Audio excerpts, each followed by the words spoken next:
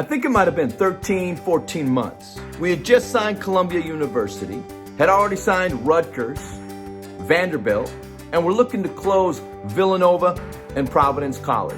One of the founders of the company pulled me aside and says, Troy, why is it you're having this success with this company that you didn't have with other companies that you worked at? I said, Eddie, it's because you're allowing me to do what it is that I do. On this episode of the Always Go Big interview podcast, I have a special treat. I get to interview my former boss and good friend, Eddie Behringer. And what I'll share with you is the importance of assembling the right team. A team that you as a founder can allow them to do what it is they do. He'll inspire you by sharing about his third venture, Copper Bank.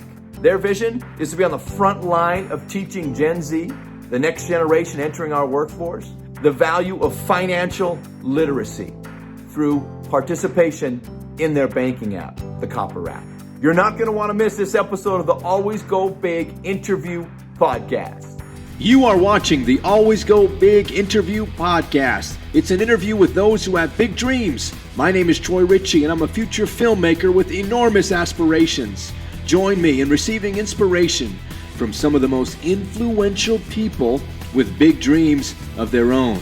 Learn how to overcome negative self-talk, remain focused, and accomplish everything you've ever dreamed possible by their example.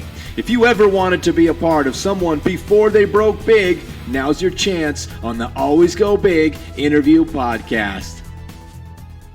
Welcome, everyone, to this episode of the Always Go Big interview podcast. I have a special guest, Mr. Eddie Behringer. Eddie, what's going on?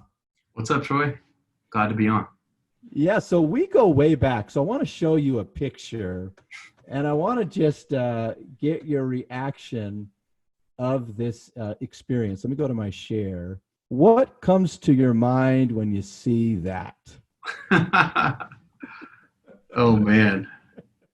You remember that? I do.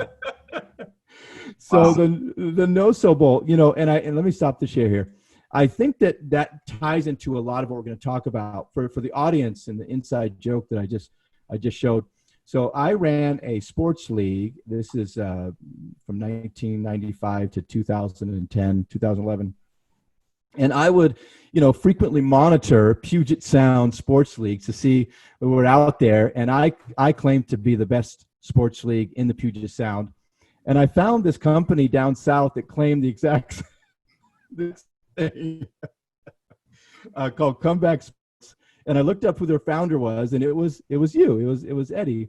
So I called him up and I said, "Hey, let's get together for coffee. I'd like my flag football champion to meet your flag football champion." Do you remember that? Yep.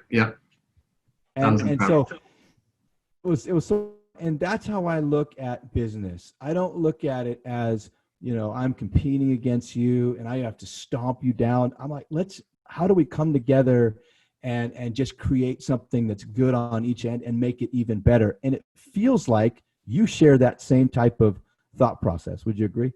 Yeah, absolutely. That really takes me back. Yeah. Now, how do you take those principles? Because you've been successful, and we'll talk about that. I mean, Comeback Sports was just the beginning. You went on quite a ride. I'm wearing my Snap shirt with the company Snap Mobile, which had doing business as Snap Raise and Snap Advance. Just real briefly, tell us how the principles and how you started Comeback. How did that transfer to a much larger opportunity with Snap Raise? Yeah, great question. So, I mean, I think for me, building a business that is mission driven, but also, really accomplishes a lot of good. I think doing that and building a really big business, those two things aren't mutually exclusive, right? And so I think, for us, that was kind of just the start of that journey. And so, I think it's really kind of the core of what gets me going in the morning is, thinking that we can build a really big company with lots of employees that are doing a lot of good, but ultimately there needs to be a greater goal, right? Because at the end of the day, it's not really fun to be in business just selling widgets. And so, I think that's kind of been the driving light in my career. Yeah, and you went to what college? University of Puget Sound, so small liberal arts school here in Washington. Yeah, and while you were there, when did you realize, or maybe you already knew, did you always believe that you would run a business? Yeah, so that's a kind of a funny story. So the first job I got was as a financial analyst at a cable company. So you can read between the lines there. And so I think for me that was, I got out of school and had basically kind of gone to a cubicle farm, right? And realized that if I worked really, really hard, in 5 years I could have that office, right? And it was essentially just a migration between what, if you look at it at a high level, was literally kind of like walking through a maze. And so I think, for me, that was a realization that I just was not having a lot of impact, and was kind of, going to be on a corporate kind of ladder. And so that was when I had the realization that we wanted to start our first business, and that's when we started Comeback.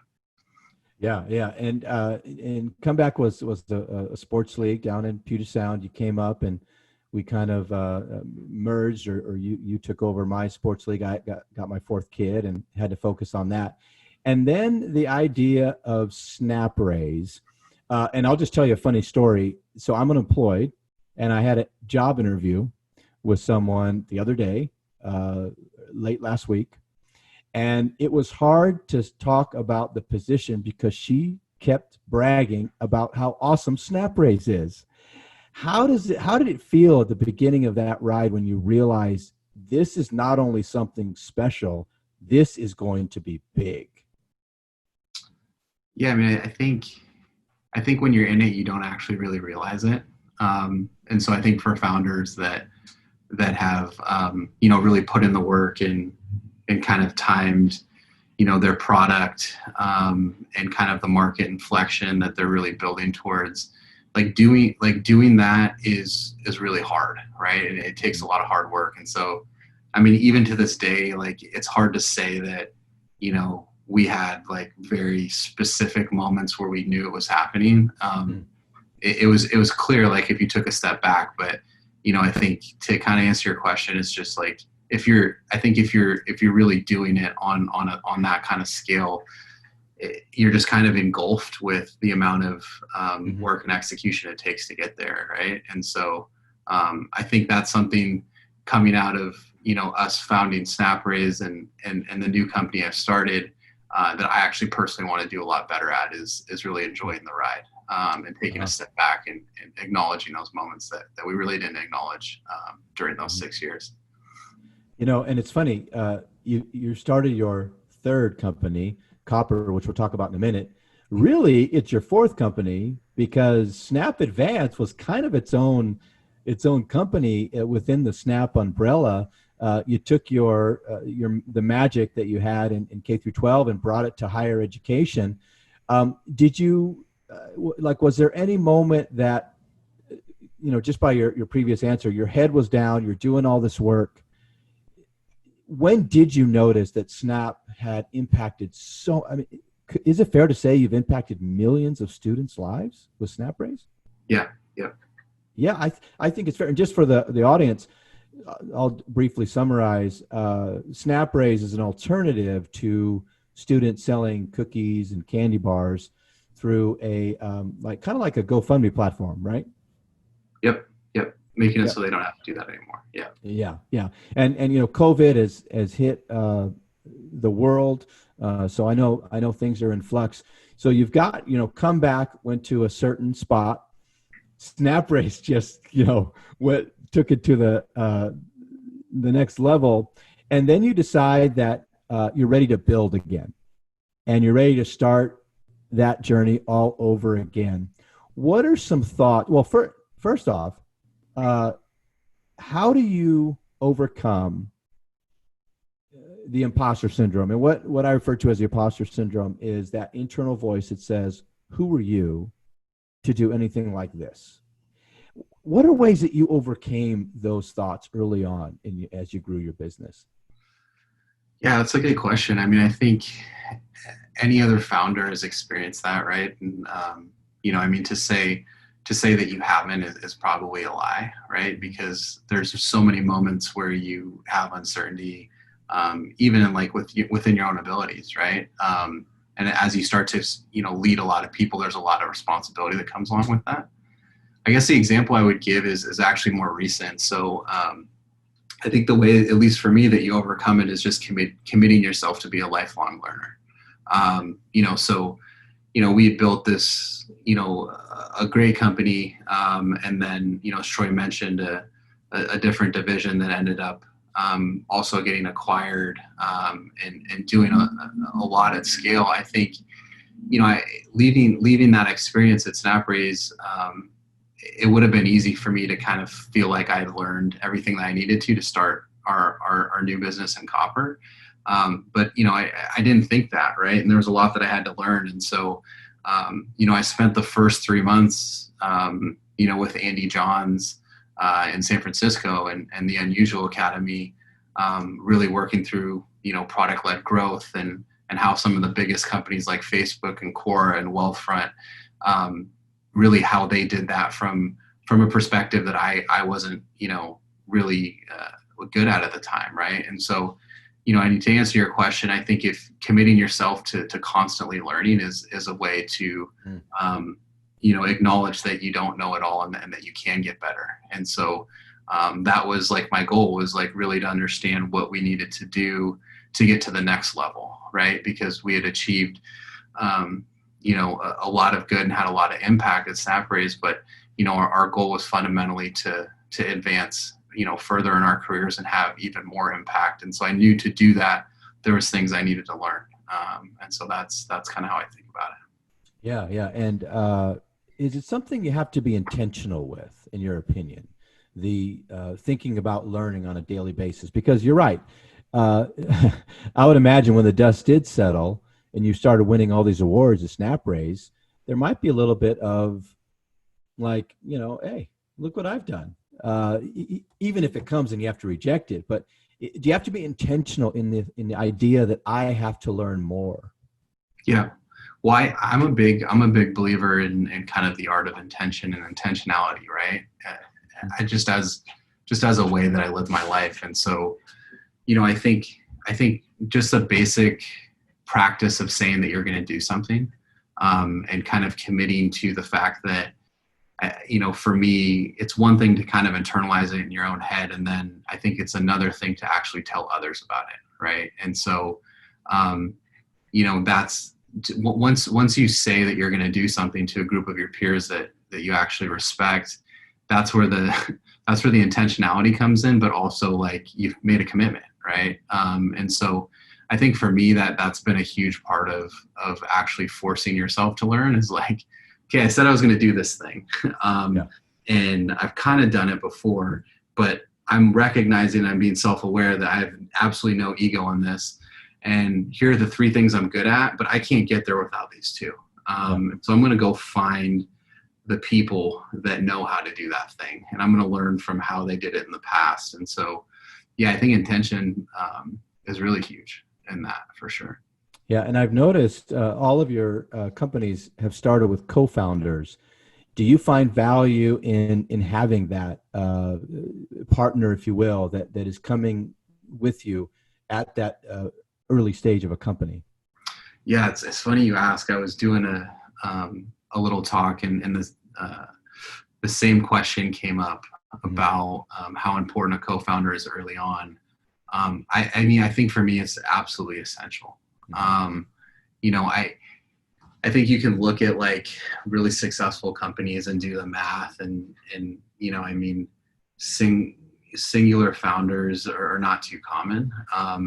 And so it's not to say that you can't do it, but I think emotionally it's really difficult. And so, I've been lucky enough to have Stefan, who I've worked with for the last 13 years now. He was a co-founder in Comeback, which was our first company. And basically just found somebody that had really complementary skills to myself. And so aside from us being a really good team there, I think, it it's just the emotional component, right? Because I mean, building a startup has ups and downs that are crazy. And I can tell you, you can, and 3 months ago, you're on the highest peak, and then, whatever it is, the funding comes in or you achieve the milestone, and then the expectations hit 2 months later, and you're climbing right back up the hill. And so to be able to do that without somebody to talk to, I think is really difficult. And so I'd always say that having that partner has been at least really important for me. Yeah, one of the top books I read last year was Radical Candor. Have you read Radical Candor? Yeah, it's a great book. It's a great, for in your case, Stefan, 13 years. You have someone that when it does get into the trenches, you don't need to worry about offending someone. You can get it all out there. Did you learn a little bit of that or some of that by playing? Because I know you played college ball, you played high school ball. Is there do you look for employees or teammates that can get into the trenches and not? We live in a very hyper offensive world. Is that important as you build a team out? I absolutely. I think if you don't have it is where you kind of stagnate. And you see one of the things that I thought we did a really good job of at SnapRaise, and we're doing, I think, a really good job of in building Copper is just having a very a good diversity of opinion, right? And so I think to do that, you have to be willing to just give people direct feedback, right? And so, we definitely don't have a culture of a status quo decision-making process that, nothing else can get approved through, or, kind of these antiquated ways of thinking about how to build a business. And so, I mean, core to that is being able to, share your opinion, but also know that it's not personal, right? It's coming from a place that's trying to move the business forward and the team forward. And so, I think that's super important. Yeah. It's just like football, right? 11 guys trying to get one ball across a line. So let's shift over to your current venture, Copper. I know a little bit about it. Give us the high level overview. You're talking to a youngster. What is Copper? Yeah, so we're building the first of its kind digital bank that's built specifically for teens. And so, through our supervised app experience, we want to really teach, we're hyper focused on teaching teens really how to make smart money moves. And so, I think especially with everything that's going on in the world right now, there's never been a more important time to do that. And so, we've been in EdTech, we've been in, building software for parents and teens and schools for a really long time. And it was really clear to me that our school system is in society as a whole is massively failing our youth. And so our purpose and goal is to really build the first financially successful generation. And so, that fits a lot into my experience, and obviously, understanding how big of a problem this is, for youth today. Yeah. And the data that's come back with the Gen Z, how well-versed they are at multitasking and being involved. COVID, I've called it several times the Great Reset. And so, when you think about where schools are at, and you think about teenagers, how do you, well, first off, when is the official launch for Copper? Yeah, so we've been amassing a pretty large waiting list over the last several months as we've been kind of busy, heads down, really building our product, getting a lot of feedback. And so, we are this fall officially going to be live. And so really excited as we ramp up into August and have our general availability public launch. Awesome. And how do you get those customers? Is there different strategies reaching out to probably a generation that is, very short attention span, let's put it that way? Yeah. I mean, I think the cool thing about that and what's really encouraging about, a lot of our early work is, if you really think about Gen Z as a generation, there's a few things that really stand out. The first is they're hyper aware of a lot of the mistakes that, millennials and Gen X are like the previous generations have made when it comes to money, right? Mm-hmm. And so they're hyper aware of what credit card debt could become, student loan debt, like these types of things that the previous generations got saddled with.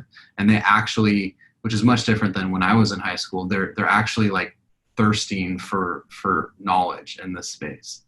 And so, I think building a brand and a product that solves a real problem for them. And to be quite honest, brick and mortar banks for the last 100 years have had no incentive to build a financial product for teens. Mm-hmm. They have branches, a lot of overhead, and basically the lifetime value of that customer really hasn't been historically significant until you have your first job and you have a bunch of money to invest. And so I think, that's how we're approaching it, which is a little controversial, right? Because typically a financial institution would go to the parent first.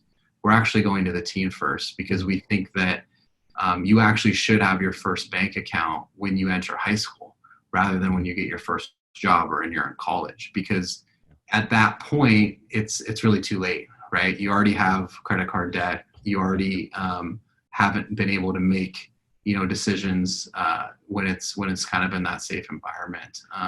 And so building a brand that they connect with has been really big and really validating early. Yeah, and I remember one of the first things that you told me when you shared the concept of Copper was, we want to give everyone the secrets of the rich. And then that really stuck with me. What is one secret of the rich that you can share with the audience today? Yeah, it's a funny way to put it. I think for us, it's just giving access, right? But one really interesting part about that is, if you look at like Generation Z has more access than anybody, right? I mean, your kids are growing up with iPads and cell phones in their hands, and you would think that access would translate to literacy, but it's not, right? Mm. Just because you have access doesn't mean you're going to be literate and successful. And so, as we think about the 4 pillars of financial literacy, one of them that we think about is like, what's good debt actually mean versus bad debt, right? And how can you prepare yourself, to be in the best position when you need to actually, get your first credit card, and then, move on to make your first home purchase, right? How does, several years of work at that actually mean a better outcome for your life? And so that's just one thing. And ultimately we're subscribing to the whole learn by doing methodology, which is like, we don't have, educational modules. We basically put ourselves at the intersection of actually providing a solution to a problem. And there is where we want, teens to learn by doing. Yeah. It's kind of that competency-based learning. Is that what it is? Mm-hmm. Yes. Yeah. Competency-based learning. Yeah, that's great. So the learn by doing philosophy. So let's say we've got parents that are watching this, the thousands of people that are going to watch this interview, and they want to learn more. What is the best way for them to reach out or learn more about Copper? Yeah. So go to our website, getcopper.com. And what you'll see there is a very teen Gen Z focused brand. But at the very top corner, there's a little arrow that says parents. Because, that's where you can go in and kind of learn about we want parents to go beyond the bank of mom and dad. And we're providing the tools to do that. Probably shouldn't say this, but just because I'm here with Troy, we this week we're launching the announcement that we Liz Fraser, who is really an expert in this space, is joining us as our director of financial literacy. Awesome. And so she's a contributor for Forbes.